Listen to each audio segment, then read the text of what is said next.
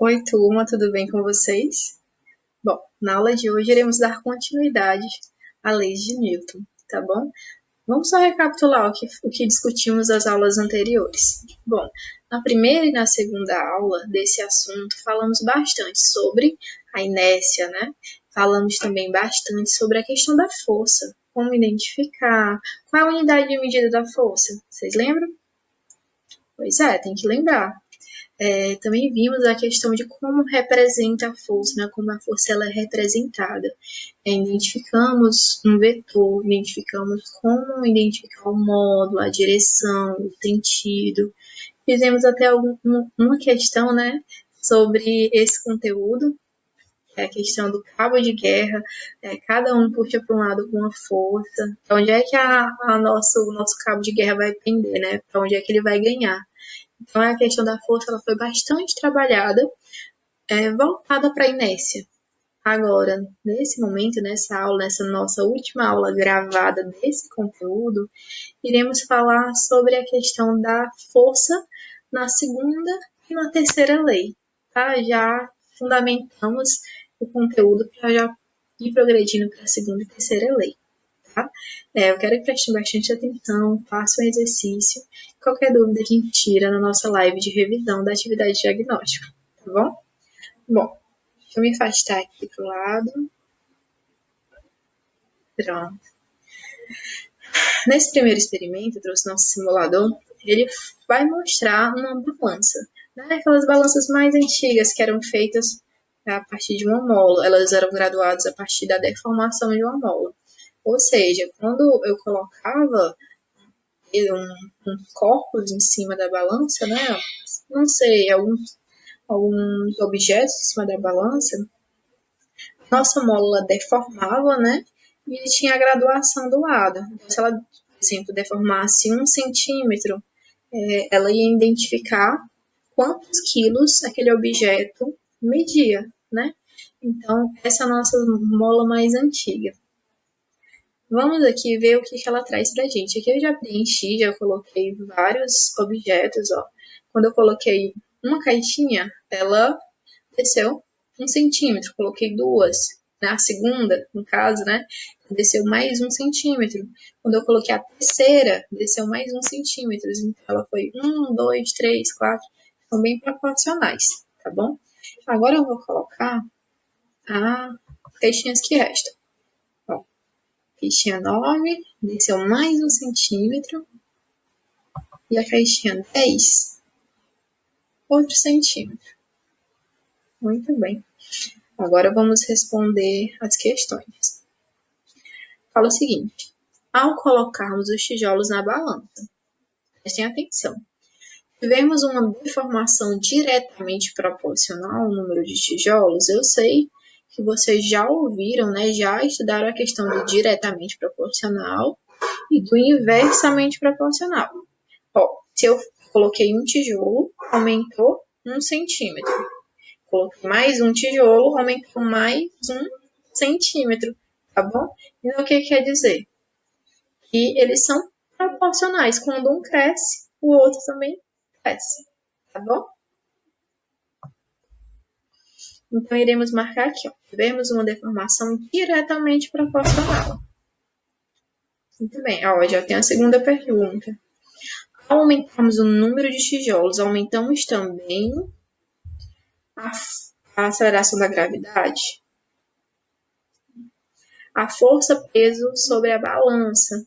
Isso, né? A partir do momento que você vai aumentando tijolinhos, o peso, a força-peso da balança, ela vai aumentando. A força-peso, ela depende da massa dos corpos. Tá bom? Então, aqui, sim, a gente meio que já entende, né? Tu vai colocando tijolinhos, vai aumentando a força-peso, porque vai aumentando a massa. Tá? Aqui a gente marca.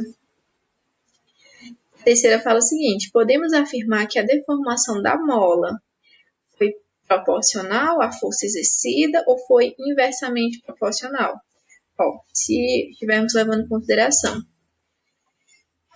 que toda vez que eu acrescentava um bloquinho, aumentava a força-peso naquela bandeja e deformava um pouquinho, né, 1 centímetro a nossa balança, então sim, ambos vinham crescendo juntos, né? Quando a força crescia, o deslocamento também crescia, então eles são proporcionais. Foi diretamente proporcional.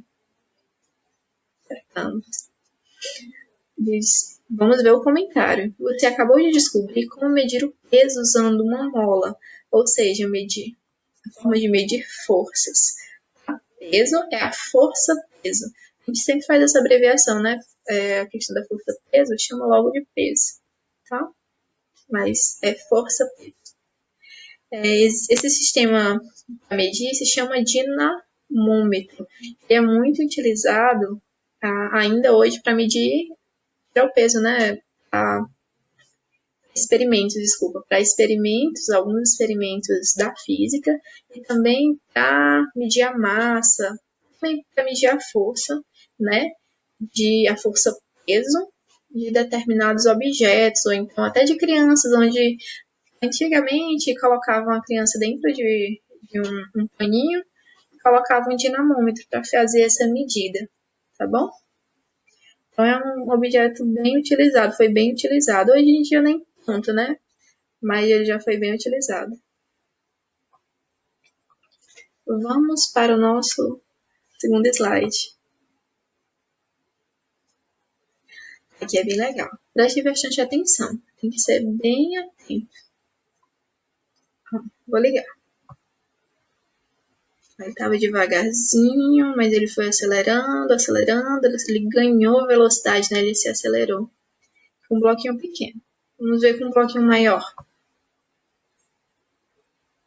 Foi mais devagarzinho, né? Percebam que foi mais difícil ele ganhar a velocidade. A aceleração dele aqui, ó, foi um pouco mais difícil, né? Então vamos ver a nossa primeira questão. Supondo a força do robô igual nos dois casos, né? A força aplicada nele é igual nos dois casos, em qual deles o corpo apareceu acelerar mais rápido? Qual deles o nosso corpo ele parece que ganhou velocidade mais rápida? No caso foi no de menor massa, né? Que no caso é o primeiro caso, nossa caixinha menor. Então, ó, o primeiro caso. O segundo, analisando as massas sobre as quais o robô fez força, você diria que... E aí? Foi maior no primeiro caso, foi maior no segundo caso. E o que vocês acham? Analisando as massas sobre as quais o robô fez força. Qual deles tem maior massa, né? Se a gente for levar em consideração a dimensão, vai ser o segundo caso. Muito bem. A terceira. Logo, somos inclinados a concluir que forças iguais causam aceleração menor no corpo de menor massa? Não, a aceleração é bem maior no corpo de menor massa. O que acontece é que a força ela causa uma aceleração maior no corpo de menor massa. É perceptível, né? Vou até ligar de novo aqui no simulador. Ó, causa maior aceleração no corpo de menor massa. Tá? No caso, é a segunda alternativa. Acertamos. As forças, né, elas estão relacionadas com a aceleração. Perceba que quando tu aplica uma força, teu corpo ele vai quebrando a inércia, né? Vai mudando de estado e ele vai sendo acelerado, né? Ele vai ganhando velocidade, vai aumentando sua velocidade, tá bom? E quanto menor a massa, maior é a aceleração, mais fácil da gente acelerar esse corpo, a gente meio que já sabe, né? Um objeto pequeno, a gente colocar ele em movimento é muito mais fácil do que um objeto maior, né? Com a dimensão maior, com a massa maior, tá bom? Então aqui tudo ok. Vamos para o nosso terceiro slide. Aqui ele vai falar sobre a intensidade das forças e seus efeitos, tá bom? Vamos ver o que ele vai dizer. Deixa eu só abrir aqui a nossa janela. Bom, sobre a força, já temos a plena consciência que a força é representada por um vetor. Esse vetor, né, ele tem uma direção, que no caso é representada pelo corpo do teu vetor, né, o corpinho dele, a direção.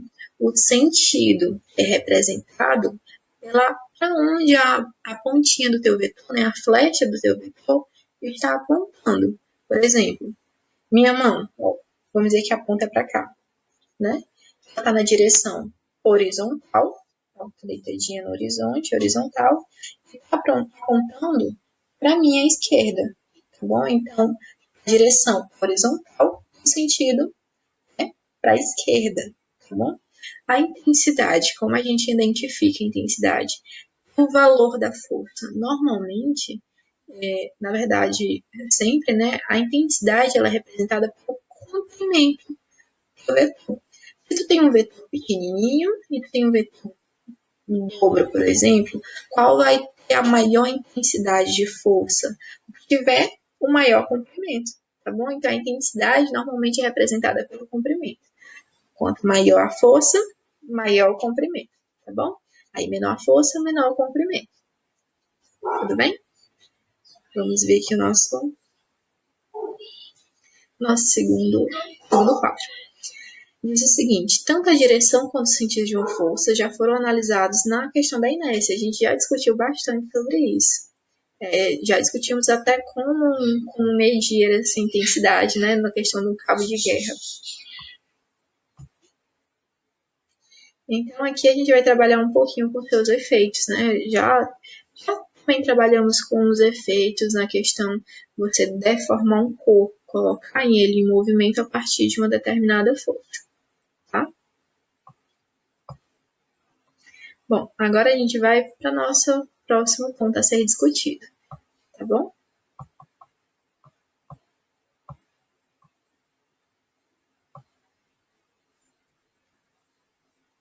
Bom, esse exemplo ele é bem legal. Prestem atenção que a gente vai fazer. Ó, vamos selecionar aqui um caixote, né, uma caixinha de 1 quilo. Fala assim, vamos medir a força que causou o movimento dos corpos na rampa. Vamos primeiro com 1 quilo. Ele deformou um pouquinho. Agora vamos com 2 quilos. Ó, ele comprimiu 7 centímetros, né? 1 quilo comprimiu 7 centímetros e fez uma força de 7 newtons. Tá? Para a massa de 1 quilo, temos uma força de 7 newtons. Agora para de 2 quilos, vamos ver. Olha, bom, massa de 2 quilos temos uma força de 14 newtons, ou seja, dobrou a massa, dobrou a força, né? Era 7, virou 14. Agora vamos ver a questão da caixa de 4 quilos. Ó, presta atenção. Aqui, ó, dobrou a massa, né? Era 2, exemplo anterior, e passou a ser 4, né? Então, aqui o que aconteceu também na nossa força? Também dobrou. Ou seja, na recapitulação do nosso conteúdo, a gente tem uma relação de proporção, né, entre força e massa. Quando a massa cresce, a força também cresce, né? A gente já sabe que eles são proporcionais. A partir disso, a gente vai montando nossa fórmula da segunda lei. Aqui no nosso quadro, ele traz uma observação. Ele diz o seguinte: essas forças causam movimento da página anterior, né, que a gente já vinha conversando sobre a questão da nossa balança e tudo mais, que deformava lá a molinha. E observe que dobramos a massa, precisamos de um dobro de força para causar um movimento. Isso a gente também já entendeu, né? Quando precisamos, eles são proporcionais. Se eu dobrar a massa, eu também preciso dobrar a força para colocar ela em movimento. Tá bom? Tudo certo? Pois vamos para a próxima. Agora iremos para o slide 7. Muito bem, chegamos à seguinte conclusão: a força necessária para realizar o movimento é proporcional à massa dos corpos. Tá? Em muitas outras experiências, podemos ver podemos chegar a esse resultado. Mas é bem interessante. Então, quer dizer que a minha força é igual à massa, né? Mais alguma coisa. Então, por como eles são proporcionais, eles estão no mesmo quadrante. Força e massa são proporcionais. Agora, vamos ver a outra grandeza que a gente trabalha na força, tá bom? Só vou dar logo uma colinha, certo? A gente já começou a trabalhar com força, com massa. E qual outra grandeza que a gente também vem trabalhando agora?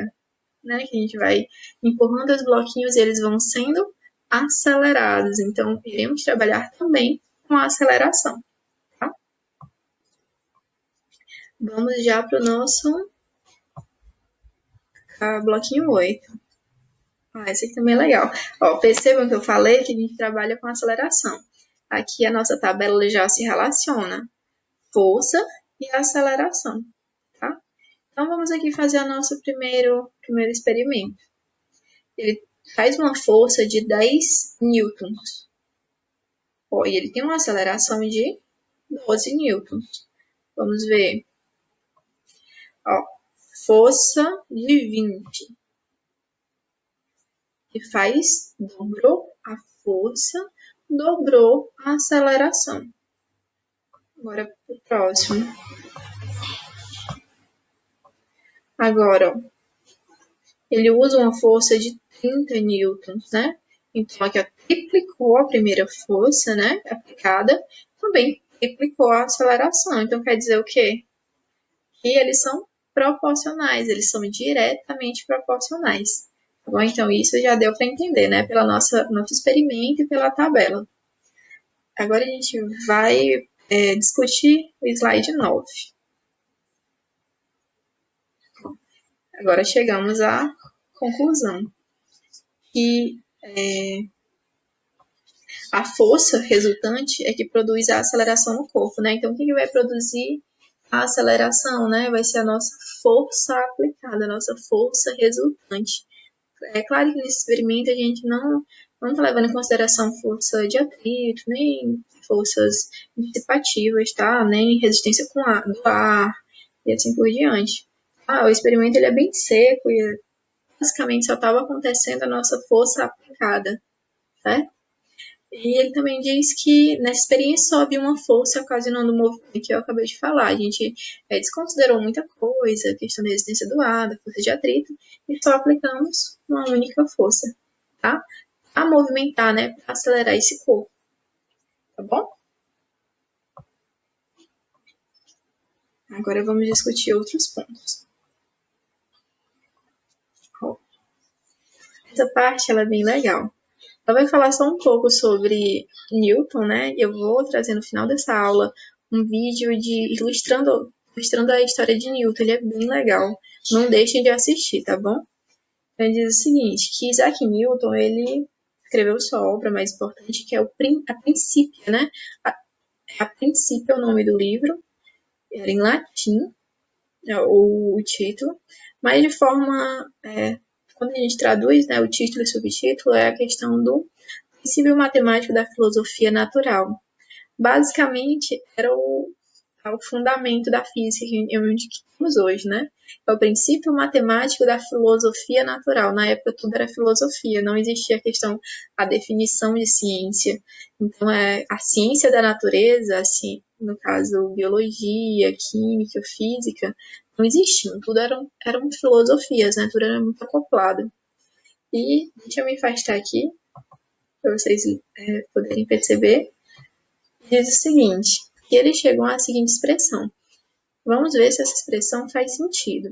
Ó, lá nos experimentos falando que a força ela era proporcional à massa, né? Quanto maior a massa que você ia colocando na sua balança, maior era a força. E a força peso que estava sendo aplicada. Então, eles eram proporcionais. E a aceleração, quanto maior a força aplicada, percebam que o nosso bloquinho ele era puxado bem rápido. Então, quanto maior a força, maior a aceleração. Com base nisso, chegamos na segunda lei de Newton, que fala que a força é igual a massa vezes a aceleração.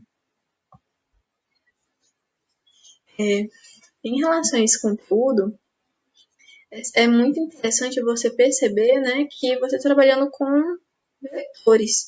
Tanto a força é um vetor. Como é que a gente sabe que a força é um vetor? Porque a gente já vem trabalhando, né? Mas também a gente tem esse tipo de representação. Quando você tiver um vetor desenhado em cima de uma grandeza física, ela é uma grandeza vetorial. Então, ou seja, ela pode ser representada por um vetor, tá bom? Ela precisa dizer o módulo, a direção e o sentido. E se for uma grandeza física, ela ainda precisa te dizer a unidade de medida, né? Você precisa saber a unidade de medida de uma grandeza física. No caso aqui, ó, a gente tem tanto o nosso vetor força, qual é a outra expressão que também tem um vetor desenhado em cima? É a aceleração. Isso a gente já dá para perceber, né? Quando o corpo ele acelera, ele precisa dizer em que direção e sentido ele está acelerando. Bom, nesse momento da aula já discutimos como é que é representada a força, né? Quando a gente aplica uma força em um corpo, esse corpo ele vai ser acelerado. Já discutimos a questão da relação entre a força e a massa, eles são proporcionais. Se aumentar a massa, a gente precisa de uma força maior para movimentar, colocar, inserir uma aceleração naquele corpo. Também vimos que quanto maior a força aplicada, maior vai ser a aceleração naquele corpo. Então, já discutimos bastante sobre a segunda lei, tá? Agora iremos falar, para encerrar a aula de hoje, a questão da terceira lei, tá? Temos um experimento que ele é bem legal. Eu vou colocar ele para rodar para a gente discutir. A gente vai empurrando a caixinha, certo? Muito bem. Ele está inserindo uma força naquela caixa para movimentá-la. E a caixa, né, de certa forma, ela está inserindo essa mesma força, só que na mesma direção, só que em sentido contrário. Então, ela está inserindo uma força resistente. Então, você tem a força do seu vetor empurrando e você vai ter a mesma força do seu corpo resistente a esse movimento. Aqui ele vai trazer a representação, né? A força da ação de um robô, representada por um vetor. Bem simples. Bom, agora, muito bem. Se vocês fossem responder nessa pergunta, o que vocês responderiam? Será que a caixa também empurra o robô? Eu acredito que alguns de vocês diriam sim, outros diriam não. Eu vou colocar não só para representar uma parte da turma, tá? Porque de forma empírica a gente não vê a força, a caixa empurrando o robô, né? Aí fala o seguinte: experimente empurrar uma caixa bem pesada. Você não sente algo impedindo esse movimento? Vai ser uma força vai ser uma força resistente, né? Contrária ao movimento. O que é isso? Então vamos responder novamente. Será que a caixa também empurra o robô? Sim, ela se manifesta nessa força resistente ao movimento. Então, iremos marcar? Sim, muito bem. Não é tão fácil de perceber, mas eu acredito que vocês vão percebendo ao longo dos experimentos, tá bom? Quando empurramos algum objeto, sentimos que o objeto ele impede parcialmente, né, o movimento, ele resiste ao movimento, tá bom? E quanto mais inércia, mais massa o corpo tem, mais ele tem essa reação, mais resistente ele se torna. Isso a gente já sabe, né? Vai empurrar uma caixinha pequena, uma caixinha de sapato, é muito fácil. Vai empurrar uma geladeira, né? Uma caixa maior, né? Uma geladeira. Já você tem uma resistência maior devido à grande massa da geladeira, certo? Bom, aqui a caixa aplica no robô é uma força conhecida como força de reação. Tá? A força que a caixa exerce no robô. A gente tem a força que o robô exerce na caixa e também temos a força que a caixa, né, exerce no robô, que é a força de reação. Tá? Vamos aqui discutir os nossos próximos slides.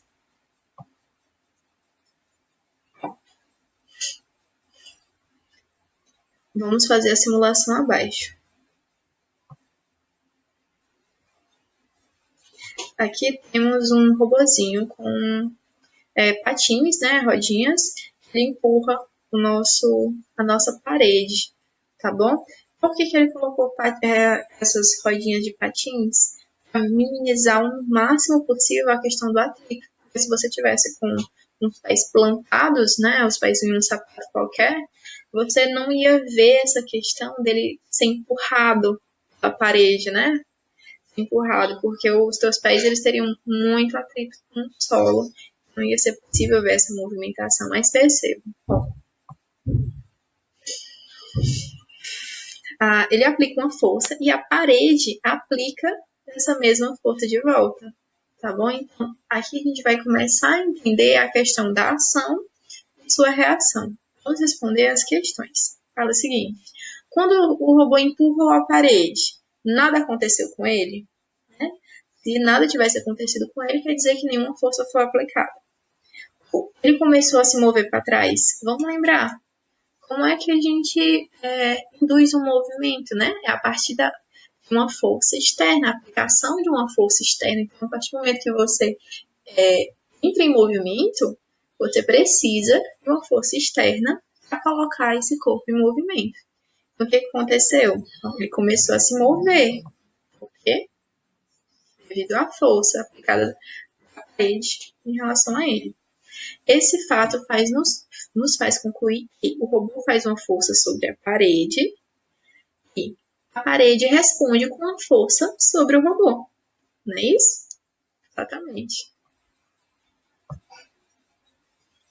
Muito bem, agora já vamos trazer o comentário, né? Vamos falar sobre a terceira lei de Newton, que ela fala basicamente que toda ação, para ela, existe uma reação, mesmo módulo, direção e sentido contrário. Ou seja, se eu empurro a parede com 20 newtons, a parede me empurra com 20 newtons, tá bom? Mesma direção, ó, 20 newtons é módulo, né? Só que o sentido ó, é contrário, né? Um empurra para cá e o outro empurra para cá, tá bom? Então, sempre a gente vai ter essa característica, mesmo módulo, mesma direção, né? O módulo é o valorzinho, né? Aquele valor numérico, 20 newtons, 30 newtons, módulo, mesma direção, só que o sentido é contrário. Ó, percebam que as flechinhas ali da parede, percebam o sentido das flechinhas, ó. Ó, para cada um dá um sentido, tá bom? Tudo bem? Ó, legal.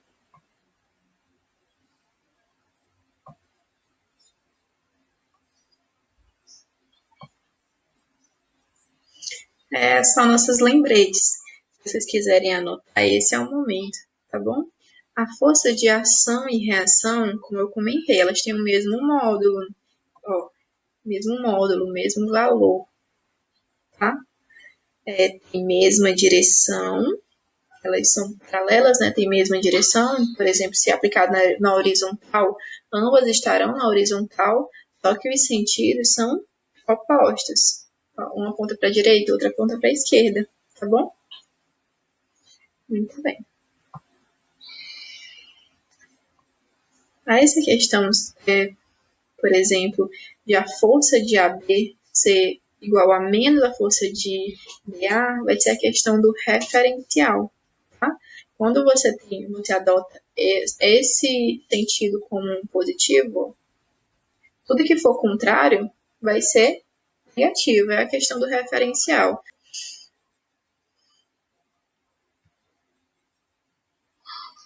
Ó, fala o seguinte, isso é bem legal. É um experimento e meio que uma questão, tá? Um atirador mira em um alvo com seu fuzil. Quando o fuzil dispara uma bala, considerando que o fuzil aplica uma força na bala, onde é aplicada a reação dessa força? Então, vamos pensar.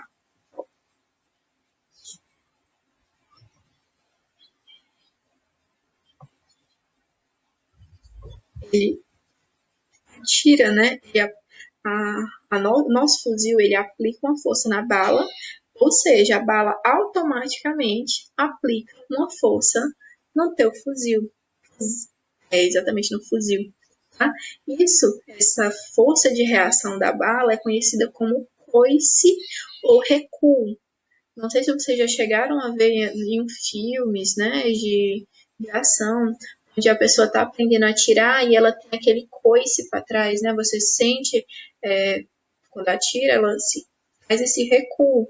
Às vezes, quando a arma é potente, às vezes até bate no rosto, quebra alguma coisa, ou bate no ombro, deixa roxo. Então, a arma, ela tem esse recuo. Por quê? A arma, ela aplica uma força na bala e a bala aplica essa força de volta, tá bom? Então, vamos ver aqui. Ó, aqui temos 3 opções. E já sabe que é no fuzil. Acertamos, né? Essa questão do fuzil, desculpa, ela é bem legal e dá pra gente ir discutir alguns pontos, né? Por exemplo, essa bala, se chegar a uma pessoa, né, atingir uma pessoa, ela vai aplicar uma força na pessoa e essa pessoa ela vai aplicar a mesma força na bala, né, ação e reação. Só que tem a questão do sensitivo, né? Quem que vai sentir a força? A bala ou a pessoa? A mesma questão, se você empurrar uma parede ou então dar um soco na parede, você vai implicar, por exemplo, 20 newtons na parede, a parede vai lhe empurrar de volta 20 newtons, né? Mas quem é que vai sair machucado nessa história? Você.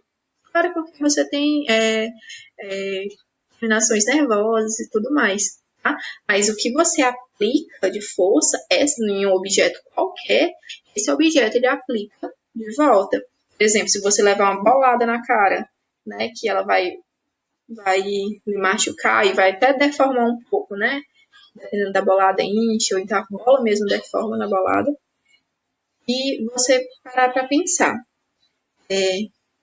A bola aplicou uma força no meu rosto, quando ela me bateu, mas meu rosto também aplicou uma força na bola.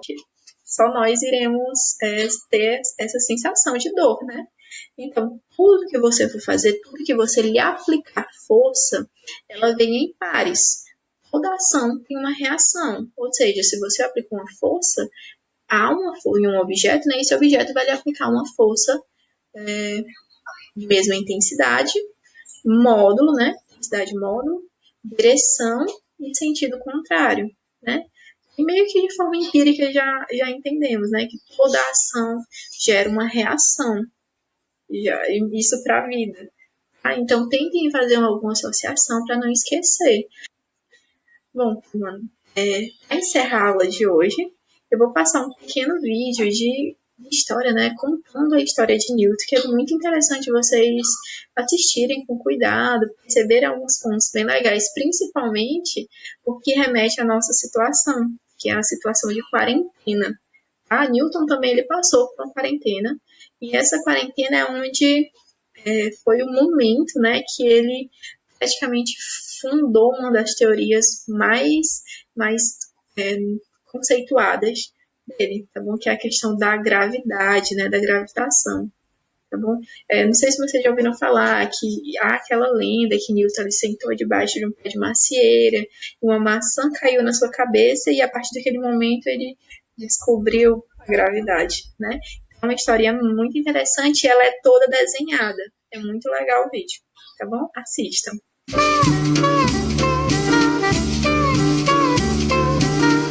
Ilustrando História. Existem coisas que sabemos sobre o nosso mundo que nos parecem evidentes e até óbvias, como a força da gravidade, por exemplo. Mas nem sempre foi tão óbvio assim. A gravidade só foi explicada no final do século XVII pelo cientista inglês Isaac Newton. Newton era um cara fechado, solitário, tinha poucos amigos, mas isso não o impediu de revelar ao mundo descobertas incríveis. Por volta de 1665, a peste se alastrava pela Europa e a Universidade de Cambridge, onde Newton estudava, ficou fechada, obrigando assim que ele estudasse sozinho em sua casa na fazenda da família. Parece que esse retiro forçado trouxe bons frutos. A lenda diz que certo dia uma maçã caiu na cabeça dele, fazendo com que finalmente ele entendesse tudo. Bem, provavelmente essa história nunca aconteceu, mas o importante foi o que ele concluiu após muito estudo. Os corpos se atraem pelo simples fato de terem massa, ou seja, nós somos atraídos pela Terra e também atraímos a Terra. Por isso estamos presos a ela. E mais, isso vale para qualquer massa conhecida. Quando lemos um livro, por exemplo, ainda que seja uma atração muito pequena, atraímos o livro, a poltrona onde estamos sentados, as paredes à nossa volta, e esses objetos também nos atraem. Mas e a Lua? Ela gira em torno da Terra, mas por que ela não cai na Terra? Bem, de fato a Lua está sim caindo, mas a diferença é que neste caso, além da força da gravidade, existe também a velocidade que a Lua viaja pelo espaço. Como essa velocidade é muito grande, a gravidade e a velocidade ficam de certa forma brigando. A velocidade leva a Lua para frente e a gravidade atrai a Lua em direção ao centro da Terra, criando assim a órbita da Lua ao redor do planeta. Newton fez também uma grande descoberta sobre a composição da luz. Ele fez um raio de sol passar por um prisma e observou que a luz, ao penetrar o vidro, é branca, mas quando sai do outro lado, divide-se em diferentes raios nas cores de um arco-íris, concluindo assim que a luz é na verdade composta pela mistura dos raios de todas essas cores juntas. Durante sua vida, Newton fez ainda muitas outras descobertas. Construiu o primeiro telescópio refletor, utilizando espelhos, obtendo assim uma imagem muito mais nítida do que os modelos da época. Descobriu que a Terra não é totalmente redonda e sim achatada nos polos, o que causou muita polêmica. Estabeleceu as leis do movimento, conhecidas como as 3 leis de Newton. Foi um grande matemático e muitas outras coisas. Ainda que uma maçã tenha contribuído, foram os livros que orbitaram na vida dele. Newton mudou a maneira como entendemos o mundo. E você, também quer fazer grandes descobertas?